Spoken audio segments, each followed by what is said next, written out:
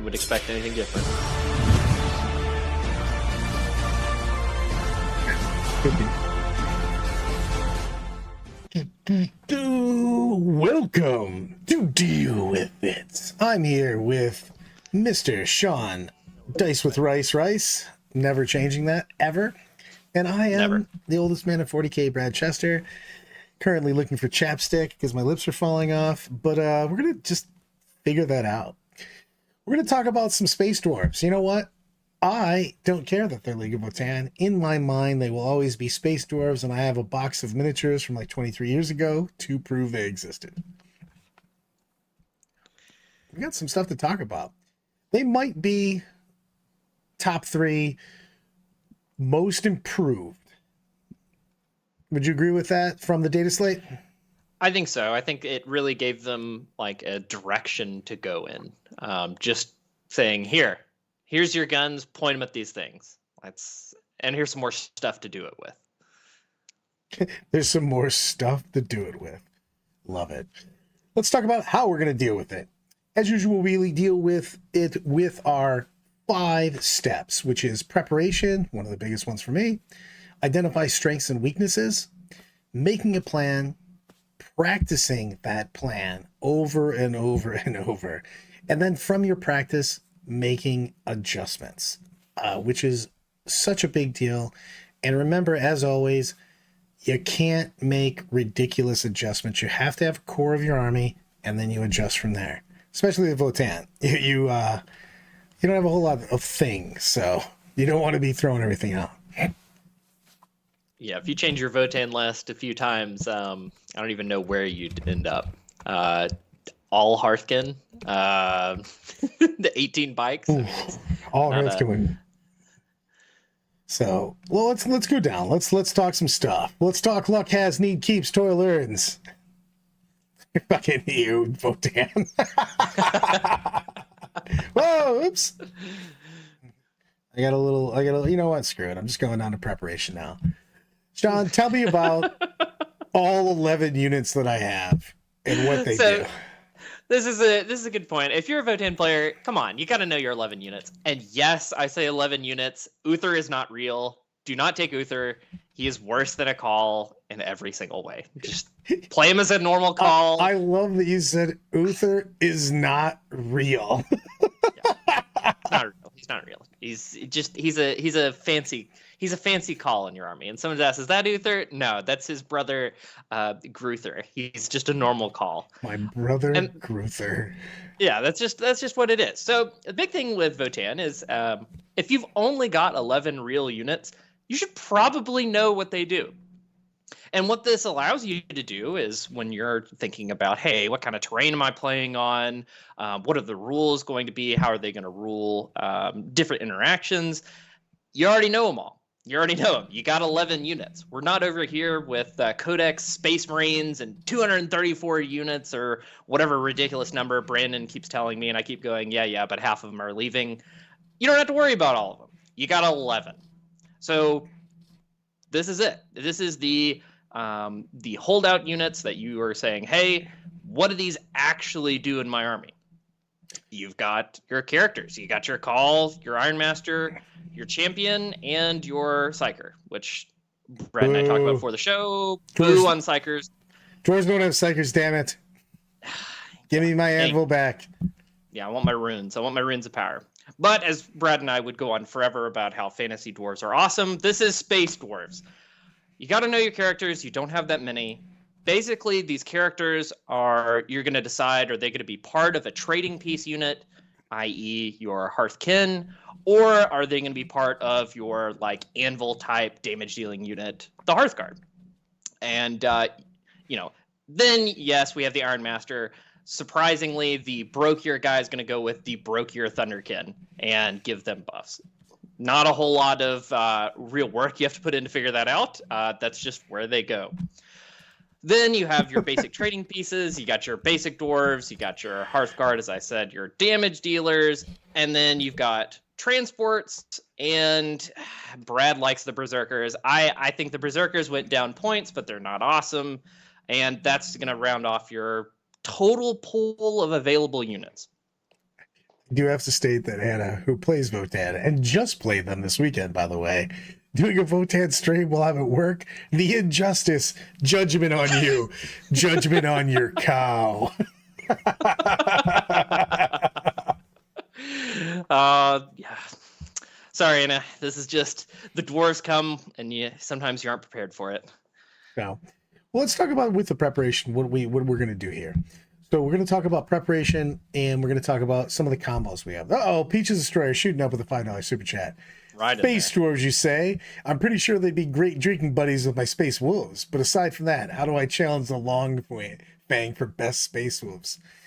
Show up to Michigan GT, bring some alcohol, and you will play in the doubles, and then you can play myself and Kramer in a Space Wolf on Space Wolf. And also, we are bringing 18 Thunderwolves and all the named Thunderwolf characters and Thunderwolf Wolf Lords. It's a thing. I'm excited just hearing that. I love Thunderwolf so much. It's fantastic. So let's talk about some of the combos here, because they do have some serious synergy in their list.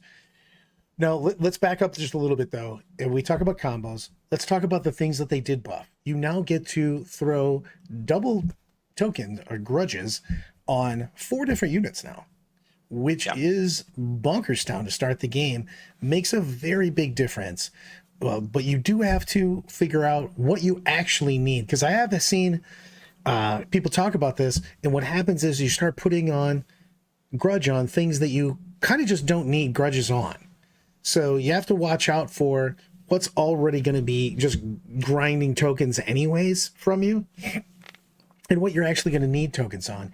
And a lot of times that's actually a little bit different than you think, because sometimes you need those early tokens on something that you need to delete and have away from you. Know that's either going to be forward deploying or forward moving. And those are the easy ones where you just know something's going to be in front of you, or it's going to be something hard to deal with. But then you have to make that decision. I think that 2 auto go, you kind of always know where they're going, but you have to, I think that you may have to take a little bit more time before you start throwing those down and think about the combos that you're putting together, and then go, okay, I have this combo. Where do I need those tokens on? Do I need a token on something that I feel that I'm going to try to hit in their backfield later in the game? That's a real thing, because a lot of times you're not getting tokens on those things. So maybe you want to start with that, and you're actually planning so far ahead for a turn 3 drop after you, again, with all armies, when you're talking about your deep strikes, your just reserves, your strat reserves and everything else, you have to start carving out that spot where you want to come in. You can't just hope your opponent leaves you a spot. You need to grind that spot the hell out. And that's a big deal with this army, because the combos work if you get to put your pieces in the right spaces. 100%. And they did take this balanced approach towards Votann as, hey, we're basically going to give your army +1 to hit, +1 to wound where it matters, and we're just going to drop your points. And it turns out any army can kind of be made playable, as we'll see getting to the list later, if you just give the army +1 to hit, +1 to wound, and drop their points by 20%. Turns out you can just do that to make an army perfectly fine. Who would have thought? But yeah, as we'll get into some how you practice with Votann, that Brad hit the nail on the head. That is exactly what you need to do. Carving out space for your Hearthguard to drop in, or your Thunderkin to walk in from the side. Crucial to playing this army. Thunderkin walking in from the side. Don't put them on the board. Makes my head hurt. Sorry, they're so slow. Uh-oh. Garrett coming in with the super chat. Okay, hear me out. 6x9 Nurglies, 6x10 Pinks, 2x10 Playbearers. You just random demons out of nowhere in the middle. someone really. That's a Gretchen, Garrett. This is dwarf time. Wrong D. Demons, dwarves. We're talking about dwarves right now. You just got your name put in the book of grudges. I do think that would be super annoying. If you're gonna go that annoying, don't even take pinks. Just spam the board with even more stuff. Yeah, I do like Garrett. This is something that if you've been talking to Kyle Treya, Kyle blasts me with all sorts of demon lists. This is one that he definitely wants to play, not because he thinks it's particularly awesome, but because it's just so annoying. Well, Like your win condition is your opponent just decides, I'm tired of this, I'm going home. Well, let's get it more exactly what it is. I talked to Kyle this morning, and the quote was, "If I'm going to be sad, I want everyone else to be sad." Yeah, 54 Nurglings will make somebody sad. Probably both players sad at one point. Like no one gets to move. 100%. Yeah, we just basically stand here, null game. But back to what? Thank you, Garrett. Back to the dwarves. This is what Anna wants. So we have to give Anna what she wants. Brad hit that preparation and combo slide. These are the combos you need to know. Again, we only got 11 units. There are some combos you can do, but I don't include just like one guy moving over and doing a thing is really a combo. So the first one we have here is, yes, it does take Hearthguard, you put a call with them, and you use the sustained hit strat to just delete units. Now, this is a nombo in a way. Yes, your call is going to give your devastating win within lethal hits, but it's just the volume, the sheer volume of attacks you can put out with this one unit means that you can basically pick anything in the game and say, you're going to be extremely hurt or not there on my turn, especially since I'm going to be deep striking in. And if I make this 9-inch charge, I will make sure you are not there. This one, however, I love it, but you know how I feel about expensive things. You know, it's a cooler thing that doesn't cost as much. Brokir Ironmaster plus 6 Thunderkin with anti-vehicle 2 hits on 3s without the judges. Oh yeah, they can also just not die and heal themselves. And my rule of thumb is if you have an anti-keyword, you're probably going to make it into my army because anti-words are broken and they're nuts. So good. Oh man, just breaks the game basically. And the other thing is like, you know what I really like? The fact that you can put in Hearthkin, you know, plus the Sagittars, so you can break these guys up. Because you need to be able to trade, take objectives. You don't want to be sending your most expensive stuff. And that is one of the weaknesses of Votann is they have a hard time trading with other people's trash units. So especially early game when someone puts their 20, 30 point thing on an objective. So you have to have a little bit of something because you definitely don't want to walk up there with a Fortress or a Hearthguard unit to take away that 30-point Crude Hound unit, you know. Yeah, not exactly effective. Pete just coming in with a super chat. Hey, I've got a newborn and 5-year-old. I'm already having to fight like rabid wolves. I'll have to take a raid check. Also, where do I join the Discord? I will make that happen right now. Bam. It should pop up. Nightbot, don't fail me. Don't make me a liar, Nightbot. There we go. It was just tired. So it's tired of Brad all the time. Can you imagine Nightbot having to deal with Brad all the time? I mean, it's I just assume that Nightbot's basically just me sending Brit something and asking her to do it. Oh man. Oh, Brad, you're telling on yourself now. All right, so yeah, you don't want to trade your Hecaton land fortress for Crude Hounds. That's terrible. That's where we get to, you know, where Brad's talking about. You can take a Grimnir, you can throw it with some Hearthkin. You can take more than one Grimnir and throw it with some Hearthkin. They're going to have a 4-up invuln. They're going to be +1 toughness. You run them out there. They're fairly cheap. Now, this is Votann we're talking about. They started at, we'll see in the weaknesses, way astronomically overcosted. They're not that anymore, but, you know, you're trading, you know, 75 plus what the Grimnir, 50. You're trading about 100 points on the objective, and that's easier than trading your massive land fortress. So that's why I say this is a combo, because you're putting durable OC2 in a point. You're saying, get these Crude Hounds out of here. This point is mine. And that's something that Votann didn't really have the points to do previously. True story on that. Talk about the champion. I think he's actually undervalued, to be honest with you. Champ's pretty sweet. Yeah, so he does provide, you know, a little bit of melee. You know, we're not here to, you know, reinvent the wheel of Votann and say 30 berserkers and a bunch of champions. But yeah, Dirty berserkers. Brad has been very excited about. He's like, berserkers at 100 points. Oh man! But no, the champion, his main role, and it's kind of funny, is to hold an enhancement. You know, with Grim Demeanor, that lets them ignore mods for his Hearth guard unit when they drop in. Turns out when you just get +1 to hit and wound, and your opponents can't get any minuses to you, you just start hitting things on 2s and wounding on either 3s or 4s. And then if it just so happens to have something else there alive, he gives you reroll charges. That's big because you want to be spending your CP on, I don't know, Void Armor, that's Armor of Contempt, or Seems on better. Ancestral. I'm blanking here. I'm sorry, Might. people. Exploding, it might. Exploding 6s. You want to be spending your CP on that and not having to spend it to try to make a charge. Pretty awesome in the army that, you know, moves 5 inches most of the time. And we'll get to more on some of the Votann weaknesses. Let's go. We're doing that. We're going We're going there now.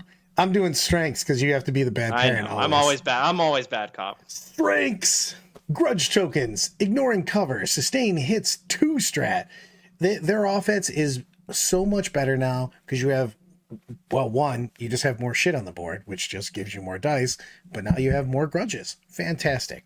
Respectable defense. You've got a lot of 2-up saves and void armor. Again, armor contempt is a hell of a drug. I mean, it's just straight up good. You've got a straightforward playstyle in the fact that you have good saves in your tanks. You can literally just pick up your opponent's models. Again, we have to figure out what we want those pre-game tokens on and things of that nature. And this army is also, for me, this army is a shoot the middle, take the flanks type of army. It has strengths. It has a solid play style that you're looking at, and it's fairly, you can get a good game plan all the time because, again, you have limited amounts of units that you can choose from. So you have that plan. And then we have British Dad telling me about the weaknesses. Yeah, you know, these dwarves, as you'd expect, they have some stubby legs, and they're kind of slow. That means you are really reliant on your transports to get where you need to go. All those trading pieces, you know, I talked about earlier. How are we getting there? We're probably taking Sagittars. Like, we got to have our Sagittars to do it, and Sagittars are awesome. Sagittars are cheap, but as we also mentioned, people really like anti-vehicle keywords, and there's a lot of them. So if your transports go down, you're just kind of stuck wherever you landed. And that's not a good feeling, especially when your opponent knows that going in. Then on top of being slow, generally your weapons are short range. So on player-placed terrain where there's these long firing angles, normally as a shooting army, that'd be awesome for you. Votann, though, really going to struggle sometimes. I know personally, if I was going to play against Votann with, I don't know, pointy ears, I would go, Bright Lance, 36 inches. Votann gun, 24 inches. I'll just not be over inches. here. Yeah, I'll just be over here. You know, so keep that in mind as you're playing Votann. You gotta, we'll get into the making a plan part of it. You really need to plan out where you're going to be because there's no going back. You're kind of engaged where you're engaged, and that's where the fight's happening. Then this is more of a certain armies have this problem and certain armies don't. Consistency and damage. Yes, you have exploding 6s, but sometimes the dice are going to roll real bad, and Votann has a distinct lack of rerolls to help with that problem. Which also, that is the one bitch I'm going to make about this. GW, why do certain armies have rerolls yes, and other armies have reroll no?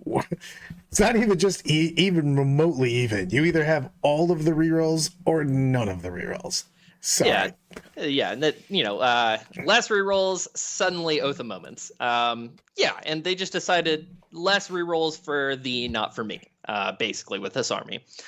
And that's okay. As we get to the final weakness, they were extremely overcosted. Are they still overcosted? Why you gotta bring up old shit?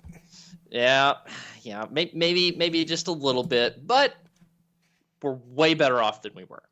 So I just want to throw that out there as time will tell on if we are slightly overcosted or not. Let's talk about my favorite thing. Making a plan. Make a plan. And make a plan is before the game, in list construction, against what you're playing against. And also, you have to revisit that plan during the game always. I consider the fact that I like to say you're doing it every turn, but you really want to have your plan going into the game, and then you reevaluate it bottom of 2, top of 3 to make sure you're scoring the max points. And that's a big deal on the fact that you need to make sure that you're not making bad trades. So we don't have trash in Votann to just keep throwing out. So you need to be dealing damage, but you want to be dealing damage over the course of the game. And that means that you need to know what you have to trade and what sometimes you're just going to let somebody have something.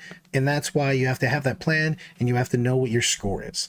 So what are the things that I want to have in my army? Things like Sagittars, fast, cheap units, letting us get to places, giving us the option to trade with things. The Pioneers, the only thing that we have that goes in. The bikes, basically the fastest thing on the board that's not just a Sagittar. So you can do secondaries with them. And the thing is with these, when you're talking about your plan, it's important to bridge the gap between deploying unbelievably defensively where you can't get to things, because we do have some lack of speed, which means sometimes you're going to get lack of angles, but then you can't just deploying on the line and being too aggressive either. So you always have to kind of be on the knife's edge of where you need to be, because I want to have units alive over the course. You need to get your value out of these Votann units, which means that what I said earlier, you need to be hitting flanks very hard in that battle plan. What are we doing with these things? We're going to go into practicing with it on it. And it's a big deal on that, because you want to make sure that you're getting value. Those Hearthkin, I mean, cheap when you split them in the Sagittars. Zerks, they're not that cheap. You did pick up on that. Thank you, Islile. I am not the most efficient sometimes, and copy paste got ahead of me there. I was like, thank you for I'm that. like, Zerks they're cheaper, but they don't split. But Hearthguard, of course, teleport crest. You can basically do some damage all around the board. And again, it's that plan, and you have to do that profit loss statement. The pros and cons of every time you're moving around the board and trading with somebody, you have to go, if I go here and kill this, what is going to kill me back in return? And that's a big deal when you're playing Votann, because I want to pick on specific sides. You want to focus, especially if you're playing a lot on new GW terrain, you're playing on player place terrain, you got to set that up. A lot of time, especially with Votann, I'd like that middle open and I want my flanks closed, because I want to be able to punish one thing and get very little in return. I can't stop all of the shots, but I can mitigate a lot of the shots.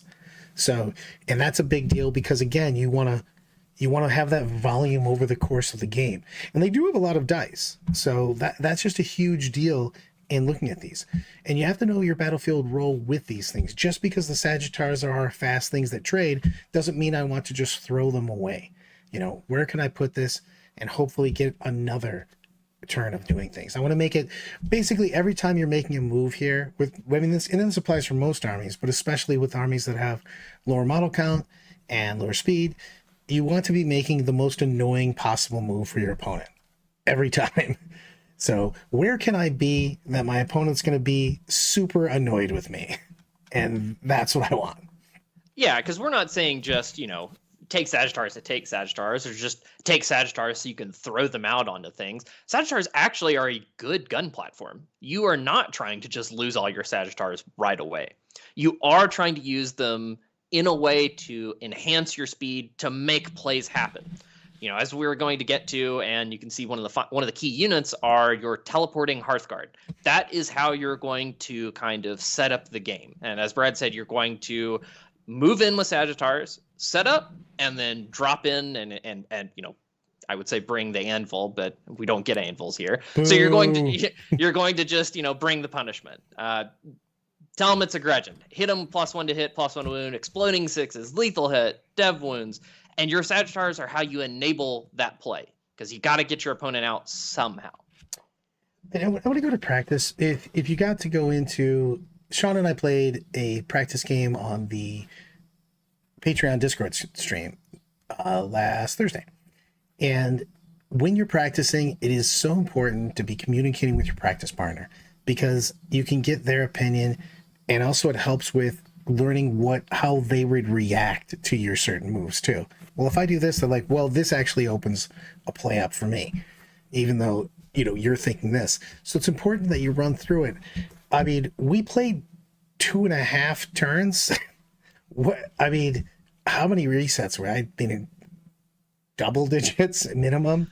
Yeah, I mean that's basically how you should practice. Yeah. It really confused some people watching, but that's what we mean.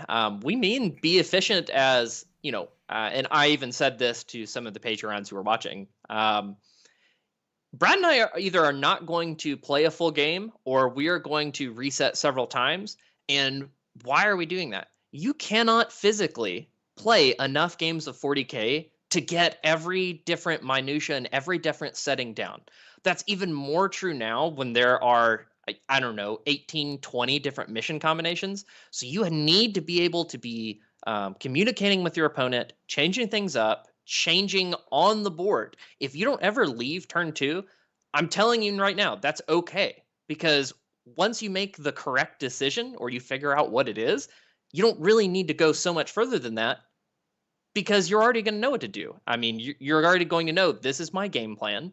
This is how I practice it. I know what the correct decision is here. I'm going to make it and then see what my opponent does, and I should be good to go after that. 100%. And the thing is that you have to go down the line and look at your target priority and token placement, or actually 2 separate things on that too. So you have to do really well with both of them. And because it's going to just multiply, your damage is multiplicative with that. You know what I mean? Those bumps up. So it's really important to know what you're shooting at. And also, again, you have to have that double down. Things have to go away, but always shoot the things. And this is basic for a lot of people, but it's huge for Votann. It's huge for a lot of armies. To make sure you're firing in the right order, you're firing at the things that have to die first, and also you're not leaving yourself with dumb shots. Because I see over and over and over again, a lot of times people will have set up and they'll shoot out of order, and then their second thing they're shooting, because they wanted to make sure that they had redundancy, well, it only can shoot at something that really it's not going to do anything to, or at least not going to do anything that's relevant to the game. Because again, as always, how am I scoring points? How am I denying points? How am I setting up for the next turn? That's what I think every single time I touch a unit. That's what I need to be able to do. So you have to think that, and it's very important with that. Again, we're a limited model count army with Votann, so you have to be getting the maximum efficiency with everything that you're touching, and you have to practice with that, though. It's very important to practice your token placement and your target priority when you're practicing with your Votann. Yeah, this is a big thing to do, and this is I'll give you exact examples. If you're practicing with Votann, ask your opponent, hey, what are you afraid of me putting grudge tokens on? And you will get so much information about everything that they're trying to accomplish just by saying, oh, yeah, I don't want you to get +1 to hit and wound against this unit. And I don't want you to just get extra CP if you put it on this unit and move here. You're going to get a lot of value on that every time you play, even after you finish a Votann game. Even just ask your opponent, hey, do you think I put my grudge tokens right? And a lot of, I haven't met anybody in this game who's like, no, I'm not going to tell you. I'm not going to talk to you after this game. We just played for 3 hours. And part of that is, once you have this conversation about grudge tokens, say, hey, if I started these Hearthguard off the board, would that have changed how you played this game? If you knew that these Thunderkin had the option to come walking in off the side and shoot at things, does that change where you move? So that's just 2 direct examples of how you can change your Votann practice to get more value out of it. And one of the big things is when we talk about what's the plan, and bullying the midfield doesn't mean that you just stand in the mid, because standing in the mid sometimes is basically standing there underneath the comical Warner Brothers cartoon X waiting for the safe to drop on you. A lot of times taking the midfield means taking those middle objectives, whether it's Dawn of War, whether it's Hammer and Anvil, even whether it's any of the diagonals. You basically hit those flanks, hide behind that terrain, murder things, take those objectives, and give yourself it's always, again, pre-measure, pre-measure, pre-measure. Make sure you have just enough movement to make sure you can see the middle. Make the middle where people go to die. Make those big, because most of the terrain, and I'm going off a lot of GW terrain now, the GW sets, but you can set this up on your player place too. Set up those even UKTC terrains like that too. They have, you want to make sure that you have those good firing arcs where you can pick up anything that's on objective. So when you're flanking, effectively most of your stuff's going to be in charge of just 2 objectives. You can't be everywhere. If you go everywhere, especially with limited model count, you're not going to be anywhere. Your opponent's literally going to focus fire you down. And that's one of the biggest mistakes I see in a lot of armies, not just Votann, but it's very punishing when you make a mistake and you try to be too many places at once. Yeah, and that's, if we could break it down, real quick on it, bullying the midfield is not my guys are there. It is you don't want to go there. As long as your opponent feels like they don't want to be in the middle, you're bullying the midfield. It doesn't matter if all you have is 5 Hearthkin and a Grimnir. If they don't want to go out, you are bullying the midfield. And if you have put them in that position, you are playing this army correctly. 100% on that. Let's talk about making adjustments on that, because this is a big deal on that. Don't force yourself into the list. And we say this every time on Deal With It. Make it your own. But with Votann, it's hard to not be in the list a little bit because we don't have as many choices. So again, it's a big deal of what you have to work with. Again, lean into your strengths. Don't try to make yourself stronger where, again, don't make your list 5% better against something and 20% worse against everything else. It's very, very important.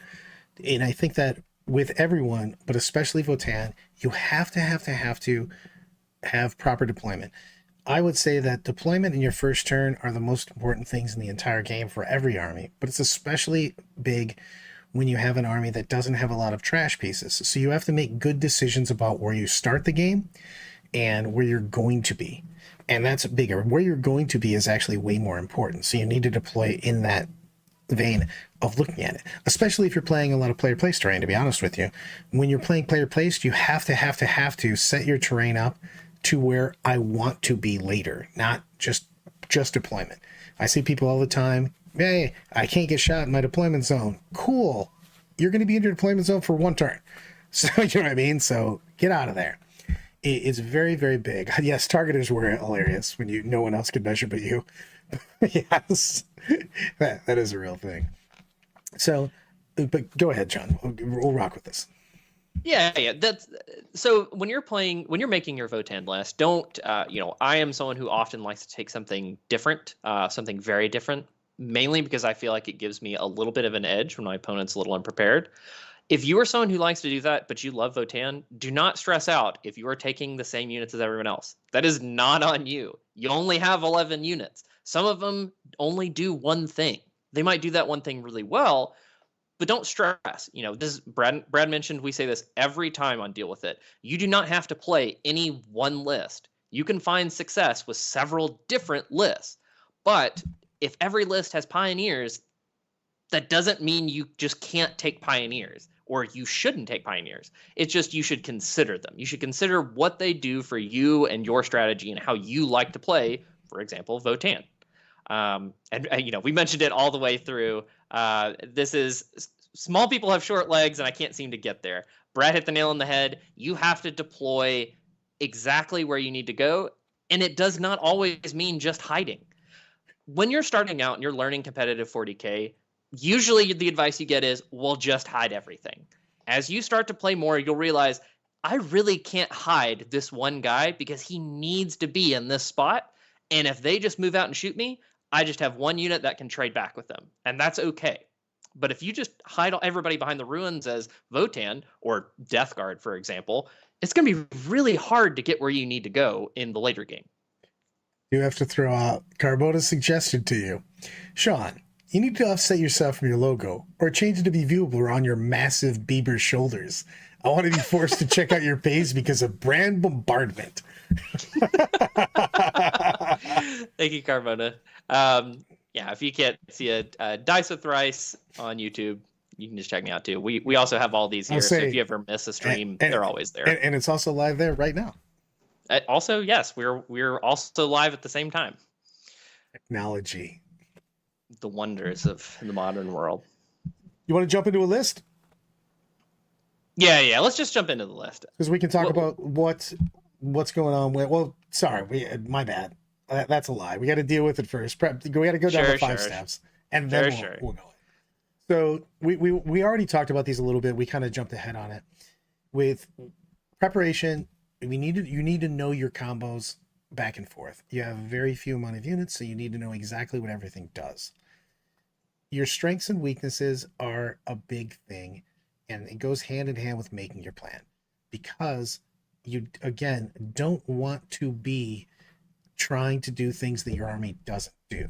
As always, look at what your army strengths are, mitigate your army weaknesses, but you can't play into, if your army doesn't have a million bodies, well, you're just not going to be able to screen out sometimes in certain positions. I don't care what tries to deep strike into hammer and anvil backfield in the corner. Just deal with that happening. Take the middle, dominate that middle field. It's very important that you don't get into trying to do things that your army actually doesn't do. Make sure you've got the range. Make sure you can exchange on objectives. Votann is a very difficult army in the fact that they're fairly close range, but they don't want to be right on top of you. They can't be too far away. They have to be just right. They have to be the 3 bears on that. The third thing of porridge is always what you want. So it's important when we're identifying strengths and weaknesses and making that plan, that your plan goes with strengths, not just trying to worry about just weaknesses. I'm not saying completely ignore them, but you have to lean into your strengths as opposed to worrying about the weaknesses of an army that you can't fix it with. 100%. That's taking advantage, knowing your weakness so that you can best exercise your strength. Weakness, I'm slow. Strength, I hit like a dump truck. Yeah, Oz does have it right. Don't forget to hit the like and the bell, because these guys will start a stream out of nowhere. I don't know whose fault that is, guys. There's nobody that's in charge of things that makes that happen quite frequently. Yeah, definitely. If you've heard the phrase wrangling cats, whoever came with that phrase had never met Brad. Wrangling Brad is 1 tier higher. But it's a big thing on this, that it is, Carmona, and the thing is it's a decent amount of bodies, but it's not like an endless swarm. You don't have trash to throw everywhere. You can make a little bit of a different list on this, but I really think that they have a middling amount of bodies in the best list. You know what I mean? For me, that again, this is just our opinion on this. And after the plan and the strengths and identifying strength and weakness and making that plan, you have to practice. I cannot stress enough, practicing deployment first turn, but where you're putting your tokens and your target priority. And then every army struggles with, except for Eldar, with where to use your CP. We don't say that name here. Yeah, wrangling Brad is worse than wrangling cats in a rainstorm when they're on coke. Can't deny. So it is a big deal, though. There's a lot of things that can make this army feel unbelievably powerful, but you have to be in the right position all the time. You have to be able to keep that distance. It's important to, again, I can't stress it enough. I say it to everybody. If you're coached by me, you know that I will never shut up about it. Pre-measure, pre-measure, pre-measure. You have to know exactly how far. You have to get to the objective, have to get to see those firing lanes. You know what I mean? It's important that you know exactly where your opponent can go, where you can go to counter, and that you can get on the objective, or that you can at least get line of sight to the objective. Sometimes just killing somebody off, like we were saying earlier, just make the middle objective a lot of time where people go to die. I want that to be the kill box. There should be dead bodies piled up. Murder that. You are great at killing people. Votann with 4 people with double judgment tokens is no joke, even at the start of the game. You're like, yeah, man, see that guy with double tokens? Would you like, I invite you to stand in that open objective in the middle. Nothing bad will happen, I swear. Yeah, and I did want to touch on that because I put the point in there. Once you have done this, make sure you're actually following up. And that is the moment where you plant there, you plant on the objective. Maybe you're dropping in with Hearthguard and you say, I'm here, I've got a 2-up save, I'm T6 or better, and I've got Armor of Contempt. You have forced them away, you've gained some advantage, you've taken out some units, and now you're saying, this is the game. You're playing the game I want to play. And sucks for you, I may only move 5 inches, but I'm here now, and you have been scared away. Now I'm going to make my stand. Here it is. Here's all my damage. 100% on that. Now, and the thing is with, we talk about this a lot, and I will always stand on this, making adjustments. Making adjustments are small adjustments. You're always making small adjustments. You have a core concept, and you make adjustments from there. You can't solve, you need to solve for X. You don't need to solve for the entire alphabet. You have to make small adjustments, talk through, and a lot of times that goes with your practice games, everyone. Ask your opponent, just talk about it during the game. Hey, I've been back and forth on an extra Sagittar or an extra kin unit. You know what I mean? What would that feel for you in this game? What would you feel would be a little bit tougher for you? How would that adjust things? And then talk about that. You know what I mean? It's very important to make sure, give your opponent, you're not even your opponent, your practice partner, give them a chance to help you. Help me help you. That's exactly right. I mean, you need to have good communication, and that's part of making adjustments. You need to be able to say, "Hey, what am I doing here?" You can ask in practice. I would not always recommend doing that in a tournament game because someone might mislead you, but practice games, get all the questions out of the way. Don't be afraid to ask them. Oh, I'm showing this. This image will be on Thursday, Peaches. I love everything about this model that he sent.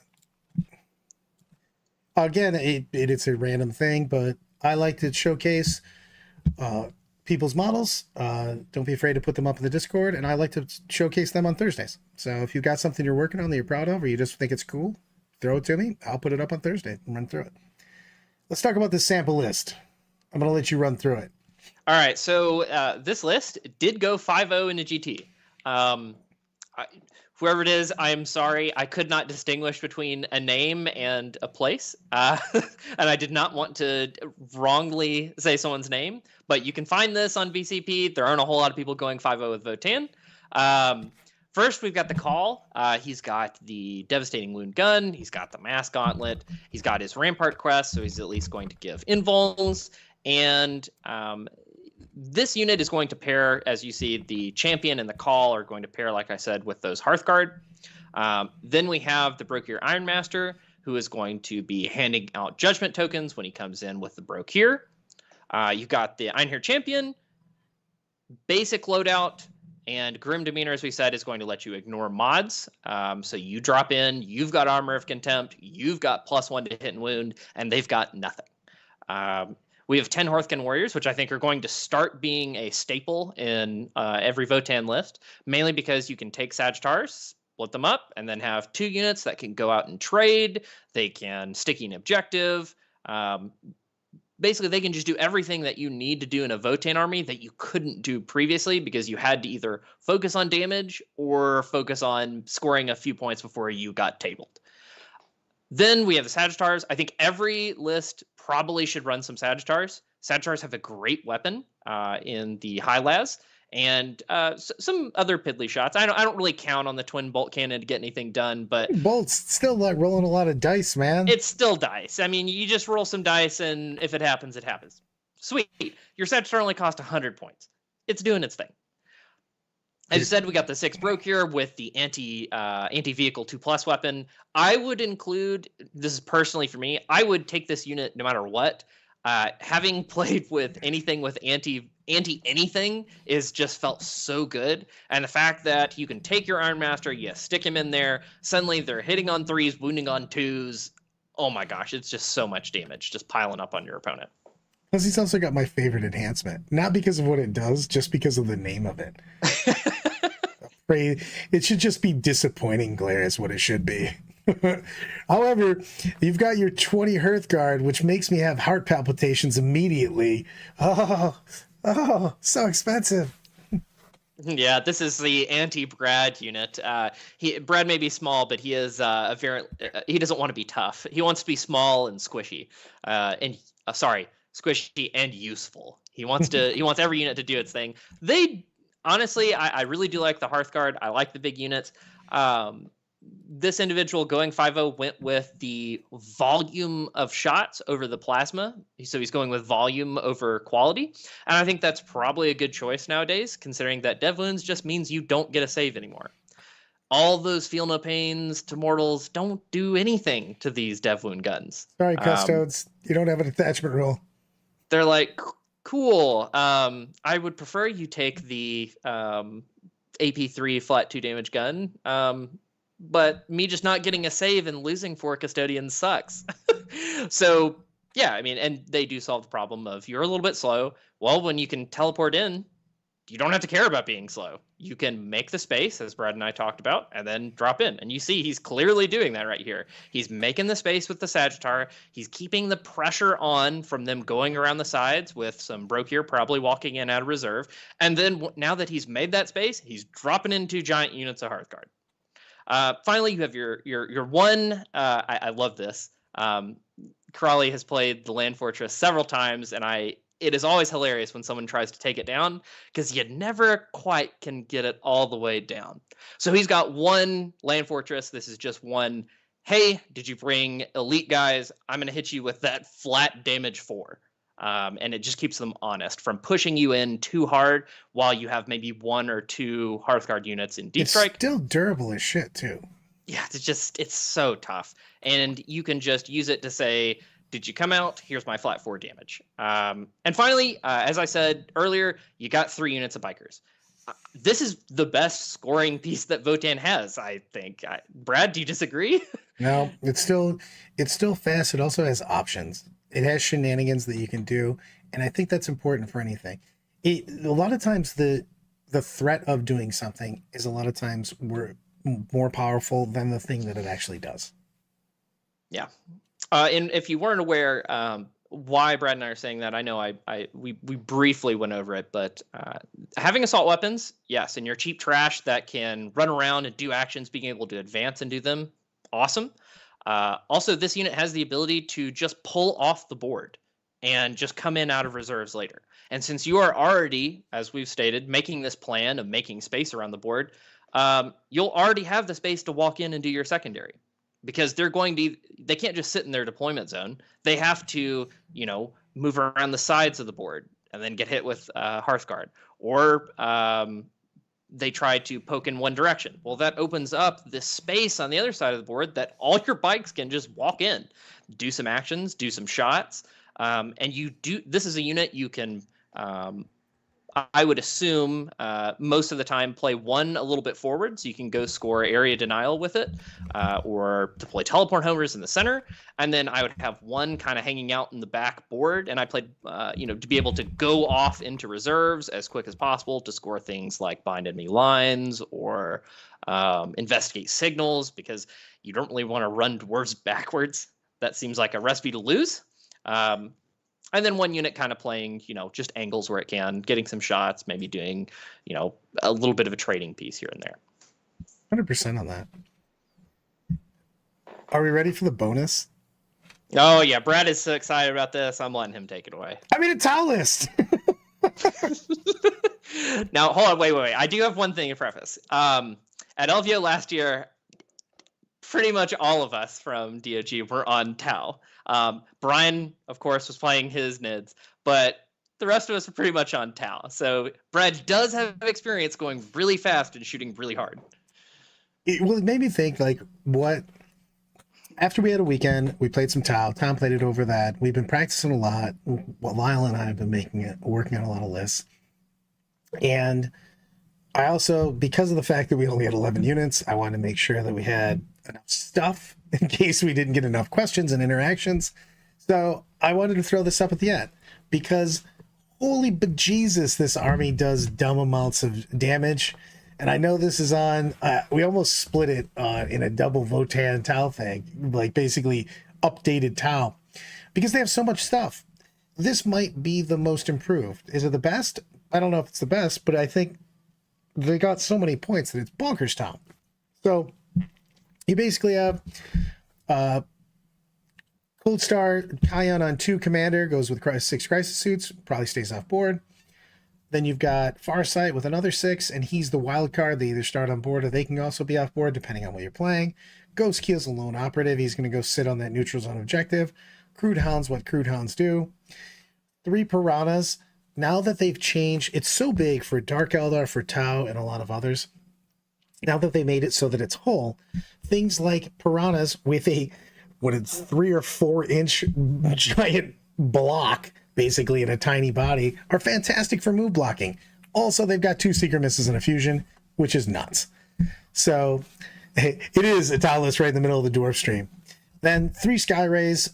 I would actually put SMSs on those guys, just because I want to shoot indirect. And then they've got the secret rack. And then you've got 2 units of stealth suits at 60 points. It's just bonkers town.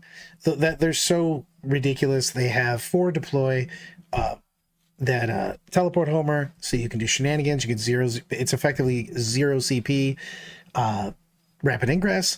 And then Tetras might be the most broken thing for the points in the game.